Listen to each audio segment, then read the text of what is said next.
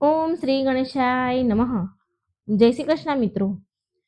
એકાદશીની આજે વાર્તા સાંભળીશું કે આ એકાદશીનું ફળ કેટલું છે, આનું મહાત્મ્ય શું છે, એકાદશી કરવાથી શું થાય છે. તો એક ડોશીમાએ એકાદશીનું વ્રત કર્યું, એને શું ફળ મળ્યું. ખૂબ જ સુંદર સરસ મજાની કથા છે મિત્રો, પૂરા ધ્યાનથી સાંભળજો, વિડીયોને અધૂરો ન છોડશો. ઓમ શ્રી કૃષ્ણ વાસુદેવાય હરિયે પરમાત્મને પ્રણતઃ ક્લેશનાશાય ગોવિંદાય નમો નમઃ. એક ડોશીમાં અને તેની એકાદશીના વ્રતની કથા. મિત્રો, પૂરી શ્રદ્ધાથી પ્રસન્ન ચિત્ત મનથી આ કથાને સાંભળજો. જો વિડીયો ગમે તો લાઈક અને શેર જરૂર કરજો અને ચેનલને સબસ્ક્રાઈબ કરવાનું ભૂલશો નહીં. હે એકાદશી માતા, હે ભગવાન શ્રી હરિ ભક્ત વત્સલ, હે વિષ્ણુ ભગવાન લક્ષ્મીપતિ, જે કોઈ આ કથા સાંભળે, કહે, હોકારો ભરે, તેના પર તમારી કૃપા સદાય રાખજો. સુખ સંપત્તિ, સારું આરોગ્ય પ્રદાન કરજો તમારા ભક્તોને, એવી મારી પ્રાર્થના છે. અને એવા ભાવ સાથે હું આ કથા કહેવા જઈ રહી છું. બહુ સમય પહેલાની વાત છે. એક ગામમાં એક ડોશીમા રહેતા હતા. એનું નામ સાવિત્રી હતું. અને સાવિત્રી ડોશીમા મહેનત મજૂરી કરીને પોતાનું પેટ ભરતા હતા. તેના રહેવા માટે એક નાની ઝૂંપડી હતી. તેમાં એ જીવન વિતાવી રહ્યા હતા. બિચારા સાવિત્રી ડોશીમાનું આ દુનિયામાં કોઈ જ ન હતું. એ બહુ ગરીબ હતા અને ગરીબીમાં ને ગરીબીમાં તે દિવસો વિતાવી રહ્યા હતા. પણ એ દિલના મનના બહુ સાચા હતા, ચોખ્ખા હતા. અને જે પણ કોઈ એને કામ બતાવે, ચીંધે, તો એના કામ કરી દેતા હતા. કેમ કે એમના બિચારોનું તો કોઈ હતું જ નહીં. જે લોકો તેને મહેનત મજૂરીના પૈસા આપે તે લઈ લે અને એનાથી તેના ઘરનું ગુજરાન ચાલતું. તો એક વારની વાત છે. એના ગામમાં એક સાધુ મહાત્મા કાશી બનારસથી આવ્યા, જ્ઞાન આપવા, પ્રવચન આપવા, ઉપદેશ આપવા. બધા જ ગામના લોકો સાધુ મહાત્માના વચન સાંભળવા જતા અને સાંભળીને પછી બધા લોકો ગામના ઘરે આવી જતા. તો એ લોકો આડોશ પાડોશમાં પણ આ સાધુજીના પ્રવચનની વાત કરતા હતા બધી. તો સાવિત્રી ડોશીમાએ પણ એવું સાંભળ્યું કે એક વિદ્વાન સાધુ મહાત્મા આપણા ગામમાં પ્રવચન આપવા આવ્યા છે. બધાના લોકોથી મુખેથી આવી વાત સાંભળી તો એ ડોશીમાના મનમાં પણ ઈચ્છા થઈ, જિજ્ઞાસા જાગી કે એ પણ મહાત્મા પાસે જઈને પ્રવચન સાંભળે, જ્ઞાનના ઉપદેશ સાંભળે અને તેના જીવનને સુધારવા માટે કોઈ ઉપાય પૂછશે. હવે તો હું વૃદ્ધ થઈ ગઈ છું, પણ કમસે કમ મારો આગલો જન્મ તો સુધરી જાય, માટે હું સાધુ પાસે જરૂર જઈશ, આમ ડોશીમાએ વિચાર્યું. હવે ડોશીમા સાધુ પાસે પ્રવચન સાંભળવા જાય છે અને ત્યાં મહાત્મા બહુ સુંદર જ્ઞાન આપે છે, ખૂબ જ્ઞાનની વાતો સમજાવે છે. અને સાવિત્રી ડોશીમા બહુ ધ્યાનથી પ્રવચન સાંભળી રહ્યા છે. જ્યારે પ્રવચન સમાપ્ત થઈ ગયું તો ગામના બધા જ લોકો પોત પોતાના ઘરે ચાલ્યા ગયા. પણ ડોશીમા પ્રવચન પૂરા થયા પછી પણ એ મહાત્મા પાસે ગયા અને હાથ જોડીને પ્રણામ કરી એમની પાસે બેસી ગયા. મહાત્માએ જ્યારે ડોશીમાને જોયા તો એ સમજી ગયા કે આ તો બહુ દુઃખી છે. મહાત્માજીએ સાવિત્રી ડોશીમાને કહ્યું કે ડોશીમા, બોલો, શું કામ છે તમારે? તમે આટલા દુઃખી કેમ છો? કઈ વાતનું દુઃખ છે તમે? સાવિત્રી ડોશીમાના આંખોમાં તો આંસુ આવી ગયા અને રડતા રડતા બિચારા બોલવા લાગ્યા કે હે મહાત્મા, હું તમને શું કહું, શું બતાવું? મારા દુઃખનું તો કોઈ અંત જ નથી.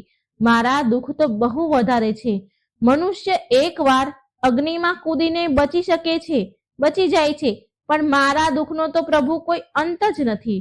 જો મેં જ્યારથી જન્મ લીધો છે ત્યારથી મારી જિંદગીમાં દુઃખ જ દુઃખ છે. જ્યારે હું જન્મી ત્યારે મારા માતા પિતા સ્વર્ગવાસ થઈ ગયા. મારા કાકા બાપાએ મને પાળી પોસીને મોટી કરી અને રૂખો સુખો રોટલો ખવડાવીને મારી પાસે ઘરના કામકાજ કરાવીને સાવકા જેવો પારકા જેવો વ્યવહાર કર્યો. અને જ્યારે હું મોટી થઈ ત્યારે મારા લગ્ન કરાવી દીધા. પણ મારા દુર્ભાગ્યએ અહીં પણ મારો સાથ ન છોડ્યો મહાત્માજી. એક જ વર્ષની અંદર મારા પતિનું મૃત્યુ થયું અને સાસરી વાળાએ મારા પતિના ગુજરી ગયા બાદ મને ધક્કો મારીને બહાર કાઢી મૂકી, કેમ કે પતિના ગુજરી ગયા બાદ મારા સાસરીવાળા લોકો મને બોજ સમજતા હતા. એના મનમાં મારી કોઈ જગ્યા ન હતી, એ મને બોજ સમજવા લાગ્યા, એટલે એમણે મને ધક્કો મારીને બહાર કાઢી મૂકી. એ મારાથી છુટકારો મેળવવા માંગતા હતા. પછી હું રડતા રડતા મારા પિયરમાં ચાલી ગઈ. મારા પિયરમાં પણ મને મારા કાકા બાપા મોટા બાપાએ મને ન રાખી. હું તો એમ વિચારીને મારા પિયર ગઈ હતી કે લગ્ન પહેલા પણ હું એના કામકાજ કરીને રહેતી હતી ને, એવી જ રીતે અત્યારે પણ કામકાજ કરીને રહીશ અને મને મારા કાકા બાપાનો આશરો મળી જશે.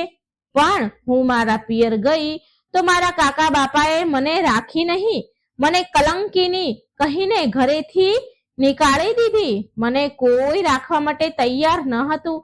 માટે હે મહાત્મા, મેં આખી જિંદગી પૂરી મહેનત મજૂરી કરીને મારું પેટ ભર્યું છે. મહાત્માજી આ આખી દુનિયામાં મારું કોઈ નથી કે જેને હું મારું કહી શકું. આમ આટલું બોલીને સાવિત્રી ડોશીમાં તો જોર જોરથી બિચારા ફૂટી ફૂટીને રડવા લાગ્યા. અને પછી કહે છે કે મહાત્માજી, આ જીવન તો મેં જેમ તેમ કરીને દુઃખમાં વિતાવી દીધું, પણ હું એવું ઈચ્છું છું કે મારો આગલો જન્મ સુધરી જાય. આના માટે તમે મને કોઈ વ્રત ઉપવાસ બતાવો, કોઈ ઉપાય બતાવો જેનાથી મને સદગતિ મળે. સાવિત્રી ડોશીમાની વાત સાંભળીને મહાત્માજી ડોશીમાને કહે છે કે તમે એકાદશીનો ઉપવાસ કરો, ભગવાન વિષ્ણુ અને માતા લક્ષ્મીનું પૂજન કરો. 26 એકાદશીના ઉપવાસના વ્રત કરશો, પછી તમે એનું ઉદ્યાપન ઉજવણું કરી દેજો.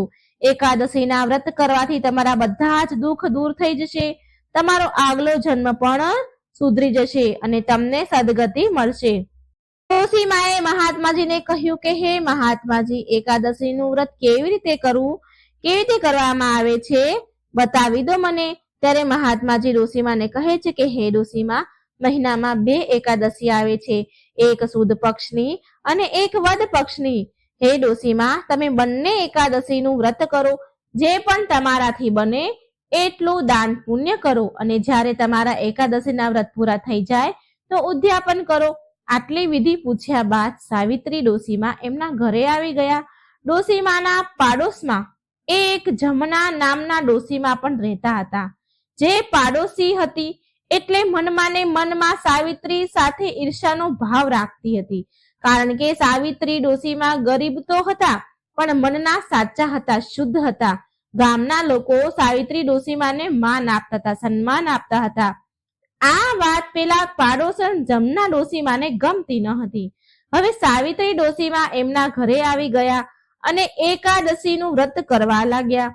જ્યારે તે એકાદશીના વ્રત કરે, પૂજા પાઠ ઉપવાસ કરે, મા લક્ષ્મી અને ભગવાન વિષ્ણુની પૂજા કરે, તો એના પાડોશમાં રહેતા જમના ડોશીમા એને જોતા હતા અને મનમાં ને મનમાં વિચાર કરે છે કે આ ખબર નહીં સાવિત્રીએ શું ચાલુ કર્યું છે, શેના પૂજા પાઠ કરે છે, જરૂર કઈ ને કઈક તો કરે જ છે. મારે આ વાતની ખાતરી તો કરવી જ પડશે. તો એક દિવસ સાવિત્રી ડોશીમા એકાદશીના વ્રત અને પૂજા કરી રહ્યા હતા અને એકાદશીની વાર્તા વાંચી રહ્યા હતા. તો તેની પાડોશન જમના ડોશીમા એની પાસે આવી અને કહેવા લાગ્યા કે અરે બહેન સાવિત્રી, આ શું કરી રહી છે? ક્યાં વ્રત ઉપવાસ કરી રહ્યા છો અને ક્યાં દેવતાનું પૂજન કરી રહ્યા છો? મને કહો ને. ત્યારે સાવિત્રી ડોશીમાએ જમના ડોશીમાને કહ્યું કે બહેન, હું તો એકાદશીનો ઉપવાસ કરું છું, ભગવાન વિષ્ણુ અને માતા લક્ષ્મીનું પૂજન કરું છું. આ વ્રતને કરવાથી આપણો આગલો જન્મ સુધરી જાય છે અને મૃત્યુ બાદ મોક્ષ મળે છે અને જીવનભરના પાપ ધોવાઈ જાય છે. ઘરમાં ધન ધાન્યના ભંડાર ભરાય છે, મૃત્યુ બાદ સ્વર્ગની પ્રાપ્તિ થાય છે. આ સાંભળીને જમના ડોશીમા બોલ્યા, સાવિત્રી બહેન, આ વ્રત કેવી રીતે કરવામાં આવે છે, મને પણ આ વ્રતની વિધિ બતાવો. એટલે સાવિત્રી ડોશીમા બોલ્યા કે બહેન, મહિનામાં 2 વાર એકાદશી આવે છે, એક વદ પક્ષમાં, એક સુદ પક્ષમાં. આ બંને એકાદશીએ ઉપવાસ કરવાનો છે. આ એકાદશીના વ્રતમાં અન્ન ન ખાવું, ભગવાન વિષ્ણુ અને માતા લક્ષ્મીનું પૂજન કરવું, ઘીનો દીવો કરવો અને રાત્રે જાગરણ કરવું, ભજન કીર્તનમાં રાત વિતાવી. 26 એકાદશીના ઉપવાસ કર્યા બાદ વ્રતનું ઉજવણું કરવું. ઉજવણામાં જે એકાદશી 26 હોય છે, જ્યારે અધિક માસ હોય છે ત્યારે 26 એકાદશી આવે છે, ત્યારે 26 જોડી બ્રાહ્મણોને ભોજન જમાડી પોતાના સામર્થ્ય અનુસાર દાન દક્ષિણા દેવામાં આવે છે. ત્યારે જમનામાં કહે છે કે બહેન, તમે આ વ્રત તમને કોણે બતાવ્યું? ત્યારે સાવિત્રી ડોશીમાં બોલ્યા કે જમના બહેન, આપણા ગામમાં મહાત્માજી એક સંત આવ્યા હતા પ્રવચન દેવા, જ્ઞાન આપવા. તેમણે આ વિધિ મને બતાવી છે અને એ જ વિધિ મેં તમને કહી. બહેન, તમે પણ એકાદશીના વ્રત કરો અને તમારું જીવન સુધારી લો. આ સાંભળી જમના ડોશીમાં એના ઘરે પાછા ચાલ્યા ગયા. પાછો કોઈ પ્રશ્ન જમના ડોશીમાના મનમાં આવ્યો તો પાછા એ સાવિત્રી ડોશીમાના ઘરે આવ્યા અને પૂછ્યું કે સાવિત્રી બહેન, તમારી કેટલી એકાદશી થઈ છે? તો સાવિત્રી ડોશીમાં બોલ્યા કે મારે તો 14 એકાદશીના વ્રત થયા છે. એ દિવસથી જ જમના ડોશીમાં સાવિત્રીમાં સાથે એકાદશીના વ્રત ઉપવાસ કરવા લાગ્યા. ભગવાન વિષ્ણુ અને માતા લક્ષ્મીનું પૂજન કરવા લાગ્યા. કારણ કે જમના માનું મન તો એક જગ્યાએ ટકતું ન હતું. એ તો માત્ર દેખાદેખી માટે સાવિત્રી માં સાથે એકાદશીનું વ્રત કરતા હતા. કેમ કે સાવિત્રી માનું ગામમાં બહુ સન્માન હતું, બહુ માન હતું. ગામના લોકો સન્માન કરતા હતા અને તેના ઘરમાં અન્ન ધનની કોઈ કમી હવે રહી ન હતી. એમનું ગુજરાન પણ સારી રીતે ચાલી રહ્યું હતું.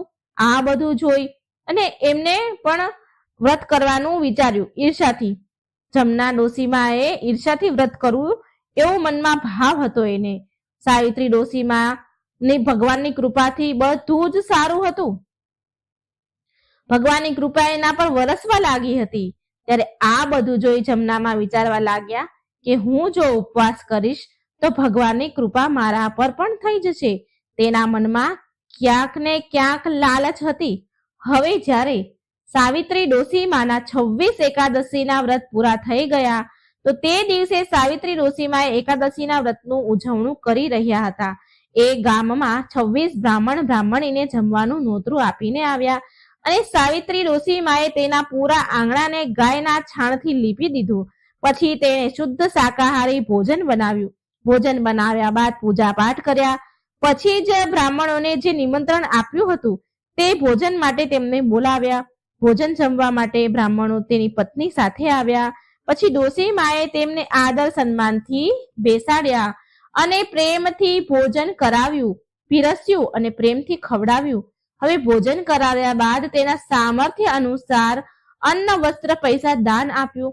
હવે જો જમના ડોશી હતા એ સવારથી સાવિત્રીની ઝૂંપડી તરફ જોઈ રહ્યા હતા અને એ મનમાં ને મનમાં વિચારવા લાગ્યા કે આજ તો મારી પાડોશણ સાવિત્રીના 26 એકાદશીના વ્રત પૂરા થઈ ગયા છે. હવે મને કોણ એકાદશીની કથા સંભળાવશે અને કોણ મને એકાદશીના વ્રતની પૂજા કરાવશે? એ દિવસે જમનામાનું મન દુઃખી થઈ ગયું. તેને એ દિવસે ઊંઘ પણ ન આવી. ત્યારે અડધી રાતે એ જુએ છે કે સાવિત્રી ડોશીમાના આંગણામાં બહુ તેજ પ્રકાશ પડ્યો છે, ફેલાઈ રહ્યો છે અને જમનામાં તેની ઝૂંપડીમાંથી બહાર નીકળી અને જોવા લાગ્યા. તો જમનામાએ જ્યારે જોયું તો તેને તો વિશ્વાસ ન થયો કે સાવિત્રી ડોશીમાને તો લેવા માટે વિમાન આવ્યું છે અને ભગવાનના દૂતો આવ્યા છે. સાવિત્રીમાં દિવ્ય વસ્ત્ર અને દિવ્ય આભૂષણ પહેરીને વિમાનમાં બેસી રહ્યા છે. આ જોઈને જમના ડોશીના મનમાં લાલચ આવી ગઈ. એને વિચાર્યું કે મારી પાડોશણને લેવા માટે તો દેવદૂત વિમાન લઈને આવ્યા છે. એ તો સ્વર્ગ ચાલી જશે અને હું અહીં ને અહીં રહી જઈશ. મારે પણ આ વિમાનમાં લટકીને ચાલ્યું જવું જોઈએ. હવે જે જમના ડોશીમાં હતા એ ધાબળો ઓઢીને આવ્યા અને ચૂપચાપ સંતાઈને આવીને વિમાનની પાછળ લટકી ગયા. જ્યારે દેવદૂત વિમાન લઈને પરલોક જવા લાગ્યા તો દેવદૂતને વિમાનના ઝટકા વાગવા લાગ્યા, વિમાનમાં ઝટકા આવવા લાગ્યા. ત્યારે તેમણે જોયું તો વિમાન પાછળ એક ડોશીમાં લટકેલા છે. ત્યારે ત્યાં આકાશવાણી થઈ. આકાશવાણી એવી થઈ કે આ ડોશીના મનમાં લાલચ જાગી છે. તેણે હજી સુધી 26 એકાદશીના વ્રત પૂરા નથી કર્યા, માટે તેને સ્વર્ગ ન મળી શકે. ત્યારે દેવદૂતોએ જમના ડોસીમાને નીચે ધક્કો મારીને પાડી દીધા. ત્યારે જમનામાં નીચે પડ્યા તો એક વડના ઝાડ ઉપર પડ્યા, જેનાથી તેના પ્રાણ પંખીરું ઉડી ગયા. હવે જમના ડોસીમાના તો પ્રાણ નીકળી ગયા, પણ એની જે આત્માને મુક્તિ ન મળી, કેમ કે એના મનમાં લાલચ હતી, એનું મન શુદ્ધ ન હતું. તેને શ્રદ્ધા ભાવથી એકાદશીના વ્રત નતા કર્યા. એ તો માત્ર સાવિત્રી ડોસીને જોઈ દેખાવો કરતા હતા કે તે કરે એવું હું પણ કરું તો મને પણ ગામવાળા માન આપે, મારા ઘરમાં પણ ધન ધાન્ય આવે. તેની અંદર ઈર્ષાનો ભાવ હતો, માટે જમનામાં મર્યા તો તેને મુક્તિ ન મળી અને એ પીપળાના ઝાડ પર વડના ઝાડ પર પ્રેત પિચાસની યોનિમાં આવી ગયા. પિચાસની યોની પિચાસ બની ગયા. મર્યા બાદ તેને પિચાસ યોની મળી અને આ બાજુ વિમાનમાં બેઠેલા સાવિત્રી ડોસીમાં સ્વર્ગમાં ગયા. આવી રીતે સાવિત્રી માને એની સાચી શ્રદ્ધા લગ્ની ભક્તિથી એકાદશીના વ્રત કરવાના કારણે તેને સ્વર્ગ લોકની પ્રાપ્તિ થઈ. હવે આ બાજુ જમના ડોસીમાં પિશાચ બનીને ઝાડ પર રહેવા લાગ્યા અને ધીરે ધીરે સમય વીતવા લાગ્યો. હવે પિશાચની યોનિમાં એને બહુ જ કષ્ટ મળી રહ્યા હતા. હવે એક વારની વાત છે, ગામની અમુક સ્ત્રીઓ જે હતી એ એકાદશીના વ્રત કરતી હતી, માટે એકાદશી હતી એ દિવસે એટલે એકાદશી વ્રતનું સ્નાન કરવા માટે ગંગાના ઘાટ પર આવી. એ જ ગંગાના ઘાટ પર વડનું ઝાડ હતું અને એ ઝાડમાંથી અમુક અજીબ અવાજ એ સ્ત્રીઓએ સાંભળ્યો. ગામની સ્ત્રીઓએ અવાજને સાંભળી અને ડરી ગઈ અને બોલી કે ચાલો બહેનો, અહીં તો પાછા ચાલો, અહીંથી ચાલો. લાગે છે કે આ વડના ઝાડ પર કોઈ ભૂત પ્રેત ડાકણ કોઈ લાગે છે, કોઈ પિશાચ લાગે છે. તો એમાંથી એક સ્ત્રી હિંમત કરીને બોલી, અરે આપણે શું બગાડી એ આપણું શું બગાડી લેશે? એ શું ભગવાનથી મોટું છે કઈ? આપણે તો એકાદશીના વ્રત કરીએ છીએ, ભગવાન વિષ્ણુની પૂજા કરીએ છીએ, ચાલો જઈને જોવું જોઈએ અને પૂછવું જોઈએ કે એ કોણ છે. ત્યારે બધી સ્ત્રીઓએ હિંમત કરી અને એ વડના ઝાડ પાસે ગઈ અને પૂછવા લાગી કે અરે તમે કોણ છો? ભૂત છો કે પ્રેત છો કે ડાકણ છો કે પિશાચ છો? કોણ છો? અમારાથી તમને શું જોઈએ છે? ત્યારે એ પિશાચ બનેલા જમના ડોસીમાં બોલ્યા કે બહેનો, હું આ ઝાડ પર રહું છું અને પિશાચની યોનિમાં છું. પછી જમના માએ તેની પૂરી જીવનની કહાની એ સ્ત્રીઓને સંભળાવી કે કેવી રીતે તેણે એકાદશીનું વ્રત કર્યું અને કેવી રીતે વિમાનમાં લટક્યા અને દેવદૂતોએ એને કેવી રીતે ધક્કો માર્યો. આ બધી જ વાત એ સ્ત્રીઓને સંભળાવી. આ સાંભળી એ સ્ત્રીઓ બોલી કે તમે પિશાચ યોનિમાં દુઃખ ભોગવી રહ્યા છો, પણ તમારે અમારી પાસેથી શું જોઈએ છે? ત્યારે જમના ડોસીમાં બોલ્યા કે બહેનો, તમે મને મુક્તિ અપાવી શકો છો. જો તમે મને તમારી એકાદશીના વ્રતના ફળ મને આપશો તો મને મુક્તિ મળી જશે. ત્યારે એ સમયે એ જગ્યા પર 12-13 સ્ત્રીઓ હતી. તેમાંથી એક સ્ત્રી બહુ સમજદાર, વ્યવહારિક, જ્ઞાનવાળી હતી, બહુ પૂજા પાઠ અને સત્સંગ કરનારી હતી. એણે તેની સાથે આવેલી બહેનોને કહ્યું, અરે બહેનો, જો આપણા વ્રતના ફળ આપવાથી આ પિશાચ યોનિમાંથી આ મુક્તિ મેળવી લે છે, આ પિશાચનીને મુક્તિ મળી જાય છે, તો આપણે આ ધર્મનું કામ જરૂર કરવું જોઈએ. આ તો મોટા ધર્મનું કામ છે, આપણે આ કામથી પાછળ ન હટવું જોઈએ. જો આપણે આજે આ ધર્મનું કામ કરીશું તો આ બિચારીને મુક્તિ મળી જશે અને આપણને આનું પુણ્ય ફળ મળશે. પછી એ સૌભાગ્યવતી સ્ત્રીઓ જે હતી એમણે ગંગાજીના ઘાટ પર એકાદશીનું સ્નાન કર્યું અને ભગવાન વિષ્ણુ અને મા લક્ષ્મીની પૂજા કરી. અને જે માઘ માસની જે જયા એકાદશી હતી તો એમણે હાથમાં જળ, કુશ એટલે કે જે ડાભ આપણે કહીએ છીએ એ અને તલ લીધા અને તેમને એકાદશીનું વ્રત અર્પણ કર્યું. એનું પુણ્ય ફળ એ પિશાચ બનેલા જમના માને સોંપી દીધું, જેનાથી પિશાચ યોનિમાંથી જમના માને મુક્તિ મળી ગઈ. જમના માએ એ પિશાચની યોનિનો દેહ ત્યાગી ને સુંદર દિવ્ય દેહ ધારણ કર્યો. કિંમતી અને અલૌકિક આભૂષણ પહેરીને જતા પહેલા એ બધી સુહાગણ સ્ત્રીઓને પુત્રવતી, ધનવતી અને સૌભાગ્યવતી થવાના આશીર્વાદ આપીને તેમની પ્રદક્ષિણા કરીને જમનામાં વિમાનમાં બેસીને દેવલોક ચાલ્યા ગયા. અને આ કારણે એ બધી સ્ત્રીઓ બધા સુખોથી પરિપૂર્ણ થઈ. તેમના જીવનમાં ખુશહાલી આવી. જેને પુત્ર સંતાન ન હતા તેને સંતાન પ્રાપ્તિ થઈ. જેના ઘરમાં અન્ન ધનની કમી હતી તેના ઘર અન્ન ધનથી એના ભંડાર ભરાઈ ગયા. અને પછી એ બધી સ્ત્રીઓ સમસ્ત સુખને ભોગવીને મૃત્યુ બાદ વિષ્ણુ લોકને પ્રાપ્ત થઈ ગઈ.